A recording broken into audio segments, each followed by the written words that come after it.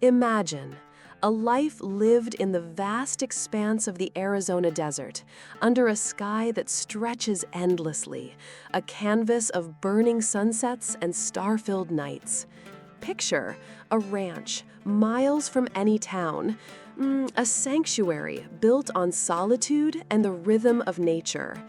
This is the world of Ethan Moore, a man who chose the quiet life, a life of self-reliance and the vastness of the American Southwest. He found solace in the isolation, the harsh beauty of the land a mirror to his own weathered soul. His days were marked by the rising and setting sun, by the tasks of tending the land, a life deliberately disconnected from the complexities of the world. Then, surprised, one day, the silence shattered. On a walk through the rugged terrain, Ethan stumbled upon a scene that would forever alter the course of his life. A young Apache boy, Dato, vulnerable and wounded, a fragile life teetering on the brink. Ethan, a man who had retreated from connection, found himself confronted with the raw urgency of another's need. He made a choice, a fundamental act of compassion that set in motion a chain of events he could never have foreseen. He brought the boy back to his ranch, tending to his wounds, offering the only sanctuary he had. But this act of kindness, this simple gesture of humanity, ignited a storm. The Apache tribe, fierce protectors of their own, soon learned of Dato's presence. Their anger, their suspicion, and their determination to reclaim what they believed was rightfully theirs began to close in. The peace Ethan had so carefully cultivated was threatened, not by the elements or the harshness of the desert, but by the clash of cultures, the weight of history, and the intricate web of human relationships. He was now caught, worried between two worlds, his solitary existence irrevocably intertwined with the fate of a young boy and the ancient traditions of a people. Ethan's world was no longer just his own. The echoes of distant drumbeats, the palpable tension in the air, the very ground beneath his feet seemed to vibrate with an impending conflict. He was forced to confront his own beliefs, his own understanding of the world, and the choices he had made to isolate himself. The simple act of rescuing a child had plunged him into a moral dilemma, a struggle between his own principles and the demands of a world he thought he had left behind. This is not just a story of survival. It's a story of connection, of understanding, and the profound courage it takes to stand between two worlds, to choose a path where the heart dictates the way. Ethan's internal landscape began to shift, a slow, almost imperceptible erosion of the rigid boundaries he had constructed around himself. Before, his world was defined by the physical parameters of his ranch, the boundaries of his self-imposed isolation. Now, however, the presence of Dato and the impending threat from the tribe forced him, worried, to confront the emotional architecture of his own being. He started to recognize sad patterns within himself, echoes of past hurts and disappointments that had driven him to seek refuge in solitude. Furthermore, consider, seriously, the nature of the human psyche. It is a complex tapestry woven from experiences, beliefs, and fears. Ethan's detachment wasn't merely a lifestyle choice. It was a defense mechanism, a way of shielding himself from the potential for pain. His attachment style, formed in a less than nurturing past, likely leaned towards avoidance, a preference for distance as a means of self-preservation. Building on this, he had cultivated, seriously, a worldview where vulnerability was synonymous with weakness, where emotional connection represented a risk, not a reward. Conversely, the arrival of Dato became a catalyst for change. This wasn't a simple transaction of caretaking. It was a profound disruption of Ethan's established routines and deeply ingrained beliefs. The boy's presence forced him to confront the emotional landscape he had long avoided, to acknowledge the unhealed wounds that had shaped his solitude. Another crucial layer is the role of unconscious habits. Ethan, like many of us, operated on autopilot in certain areas of his life, driven by ingrained patterns of behavior. His retreat from the world was, in many ways, an unconscious habit, a default setting that had become deeply ingrained. Consequently, the situation with Dato presented him with a unique opportunity to interrupt these unconscious patterns. He was compelled to make conscious choices, to act in ways that defied his ingrained instinct. He had to learn to trust, to be vulnerable, to embrace the unknown. Now, consider how this applies when you face difficult situations. Are you retreating to your own personal ranch of solitude? Are you building walls to protect yourself from perceived threats? Or are you willing to open yourself up to the possibility of connection, even in the face of fear? It's a question of courage, the bravery to step outside of the familiar and embrace the uncertainty of human connection. This is not to say that Ethan's journey was easy. The fear of the unknown, the weight of responsibility, and the constant threat of the tribe's arrival weighed heavily on him. But within this crucible of challenge, a transformation was taking place. The hardened rancher, the man who sought solace in solitude, was slowly, surely becoming someone new. Ethan's perception of the Apache tribe, shaped by ingrained biases and historical narratives, began to unravel, surprised, as he observed their interactions with Dato. Initially, they had been painted as a monolithic entity, a threat to his solitude. However, the reality was far more nuanced. He watched as they gathered, their faces etched with worry and determination, their actions driven not by malice, but by a profound sense of familial obligation. Furthermore, consider the role of perspective. Ethan, accustomed to his own self-reliant existence, had viewed the world through the lens of individual autonomy. The Apache, however, operated within a framework of collective identity. Their actions, their beliefs, their very existence were intertwined with the well-being of the community. Building on this, he began to question the stories he had always accepted as truth. The tales of savagery and aggression, propagated by settlers seeking to justify their own actions, started to ring hollow. Conversely, he began to see the Apache not as enemies, but as people, with their own history, their own traditions, and their own deep connection to the land. He witnessed the rituals, the songs, and the dances, and, although he didn't fully understand them, he recognized the spiritual depth that permeated their lives. Another crucial layer is the impact of cultural misunderstanding. Ethan, like many outsiders, had viewed the Apache through a distorted lens, shaped by prejudice and ignorance. Consequently, he had failed to recognize the complexity of their culture, the richness of their traditions, and the profound wisdom they held. Now, consider how this applies when you encounter someone different from you, with different beliefs or a different background. Are you quick to judge, to dismiss, or to demonize? Or are you willing to approach them with curiosity, with a willingness to understand their perspective, even if it challenges your own? It takes courage to step outside of our own comfort zones, to question our own biases, and to embrace the complexity of the human experience. It takes empathy to see the world through the eyes of another, to recognize their humanity, and to acknowledge the shared threads that connect us all. This is not to say that Ethan suddenly became an expert on Apache culture, but he began to see the tribe as individuals, not as a faceless threat. He began to recognize their grief, their fear, and their unwavering commitment to their own. Ethan's journey now entered a critical phase, the realm of communication. The very act of speaking became a tightrope walk, a negotiation between his desire for peace and the volatile situation unfolding around him. He realized the necessity for creating a safe space, not just physically, but emotionally, where dialogue could flourish, however fragile. His ranch, once a fortress of solitude, now had to transform into a sanctuary for vulnerability. Furthermore, seriously, comprehending the nuances of nonverbal communication became paramount. The Apache, with their rich history of unspoken understandings, communicated through glances, gestures, and the subtle language of the body.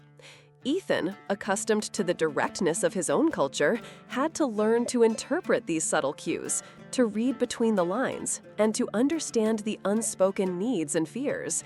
This was crucial in building a bridge of trust. Building on this, however, he understood the need for clear boundaries. He had to assert his own rights while simultaneously respecting the traditions and beliefs of the Apache. It was a delicate balance, a constant negotiation between his own autonomy and the collective demands of the tribe. His words had to be chosen carefully, his intentions transparent. Conversely, the challenge extended beyond simple conversation. He had to listen, truly listen, to the stories and perspectives of the Apache, even when they conflicted with his own. This meant suspending judgment, setting aside his own assumptions, and opening himself up to the possibility of understanding. Another crucial layer is the art of active listening. Ethan had to learn to reflect back what he was hearing, to ask clarifying questions, and to validate the emotions of those he spoke with. Consequently, gently, he began to practice empathy, attempting to see the world through the eyes of the Apache, to understand their motivations, and to connect with their shared humanity. Now, consider how this applies when you're trying to resolve a conflict or build connection. Are you truly listening to the other person, or are you just waiting for your turn to speak? Are you creating a safe space for vulnerability, or are you putting up walls? The ability to communicate effectively, to build bridges of understanding, is a skill that can be honed through practice and self-awareness. It requires courage, patience, and a willingness to embrace the messy, imperfect reality of human interaction. This journey of Ethan's was showing him that communication is not just about speaking. It's exciting, about connection, about empathy, and about creating a shared space of understanding. Ethan, as he navigated the escalating tension, began to grasp the profound essence of a love built not on possession or control, but on a shared commitment to growth and mutual respect. This wasn't a romanticized notion, but a pragmatic understanding forged in the crucible of their shared crisis. He saw the Apache's unwavering dedication to their traditions, their deep-seated respect for the land, and their fierce loyalty to one another. This dedication became a model for him. Furthermore, seriously, the concept of freedom began to take on new meaning. Ethan, accustomed to his isolated existence, had equated freedom with autonomy, with the absence of external constraints. However, witnessing the Apache, he realized that true liberty wasn't merely the absence of limitations, but the capacity to choose one's path, to live in accordance with one's values, even in the face of adversity. Building on this, he observed the reciprocal nature of their relationships. Love, within their community, was not a one-way street, but a constant exchange of support, encouragement, and understanding. He saw the elders sharing their wisdom, the young ones honoring their ancestors, and the community coming together in times of both celebration and sorrow. Conversely, Ethan had to confront the limitations of his own understanding of love. His past experiences had shaped a distorted view, one where vulnerability was equated with weakness and emotional connection was seen as a potential source of pain. Another crucial layer is the importance of truth, both to oneself and to others. Healthy love, Ethan began to realize, required radical honesty, the courage to be authentic, and the willingness to confront uncomfortable truths. Consequently, consider how this applies when you think about your closest relationships. Are you building bonds based on mutual respect and understanding? Are you creating space for honesty and vulnerability? Are you supporting your loved one's growth, or are you trying to control them? Now consider how this applies when you're navigating the complexities of your own life. Are you choosing to live in accordance with your values, even when it's difficult?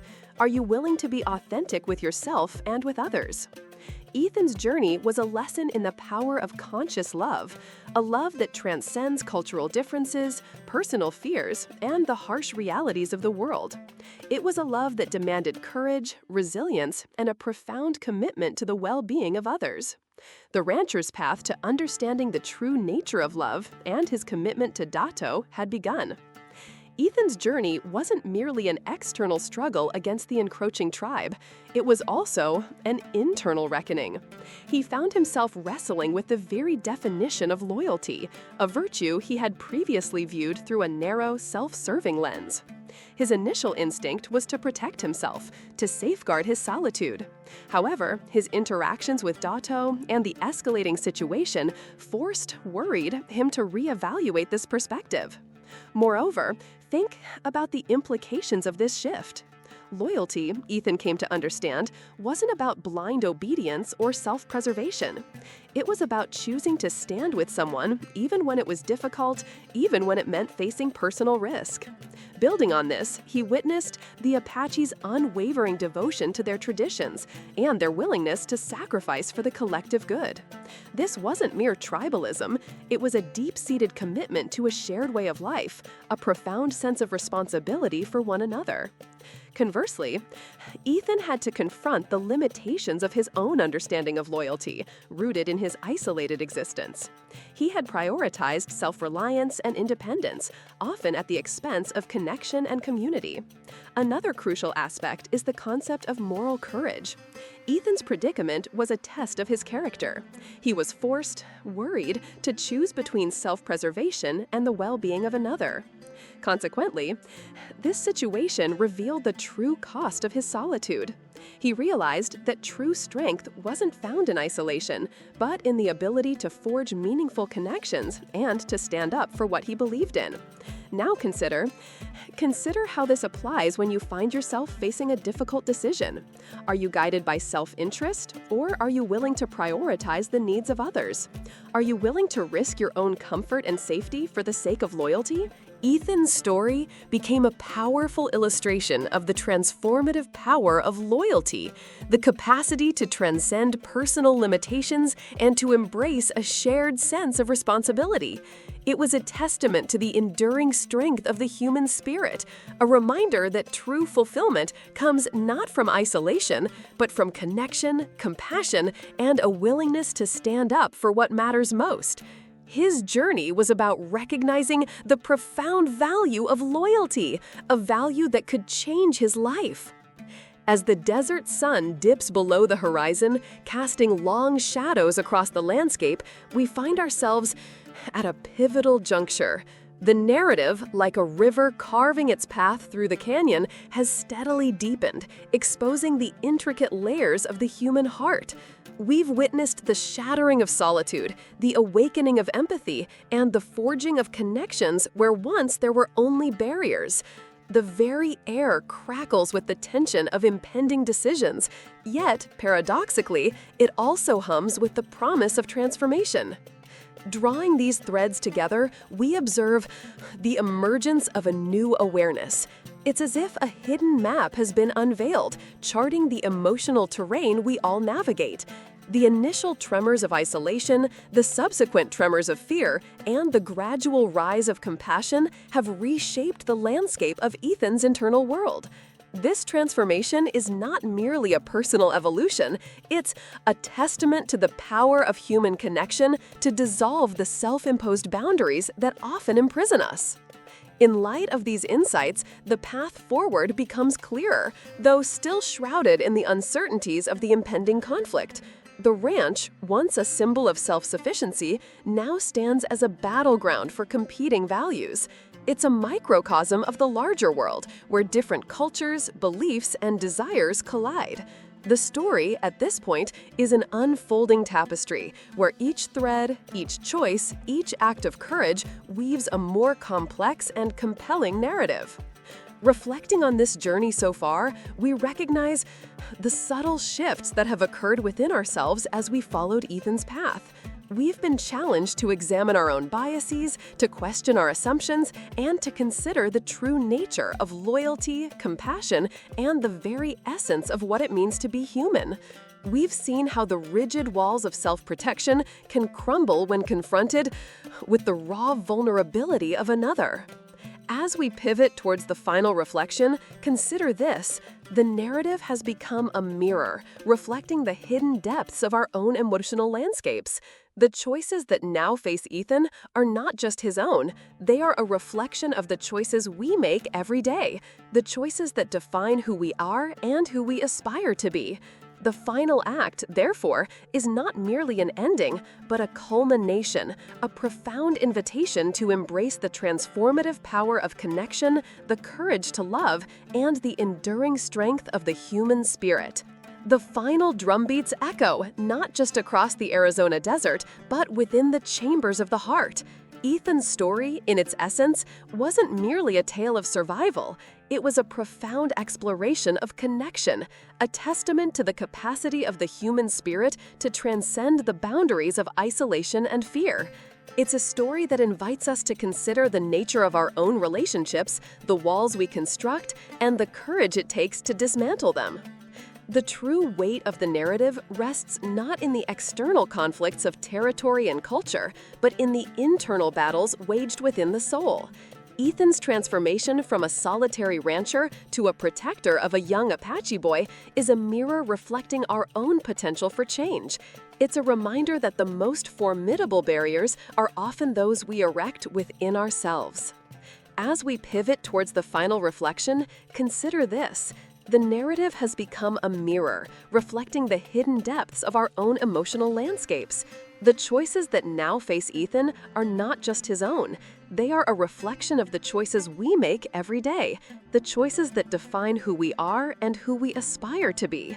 The final act, therefore, is not merely an ending, but a culmination, a profound invitation to embrace the transformative power of connection, the courage to love, and the enduring strength of the human spirit.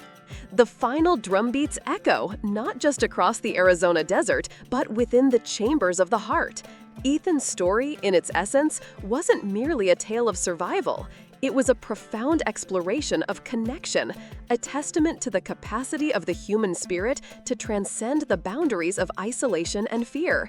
It's a story that invites us to consider the nature of our own relationships, the walls we construct, and the courage it takes to dismantle them. The true weight of the narrative rests not in the external conflicts of territory and culture, but in the internal battles, the walls of fear, prejudice, and self-imposed isolation. Think of the freedom that Ethan discovered, not in the absence of responsibility, but in the embrace of connection. He learned that true freedom resides in the ability to choose, to love, and to stand in solidarity with others, even when the path ahead is shrouded in uncertainty. This journey is a powerful lesson in empathy, a call to consider the perspectives of others, even those who seem most different from us. It encourages us to challenge our own biases, to question the narratives we've internalized, and to embrace the messy, imperfect beauty of human connection. The closing chapter of Ethan's journey and of this narrative is not an ending, but a beginning. It's an invitation to step beyond the familiar, to confront our own inner landscapes, and to cultivate relationships built on trust, respect, and a shared commitment to growth. The true practice begins now, in the choices we make in our own lives. It's in the small acts of kindness, in the willingness to listen, and in the courage to open our hearts to the possibility of connection, even when fear whispers in the shadows. Embrace the echoes of the drumbeats within you. Let them guide you towards a life of deeper connection, profound empathy, and the unwavering belief in the power of the human spirit to overcome any obstacle.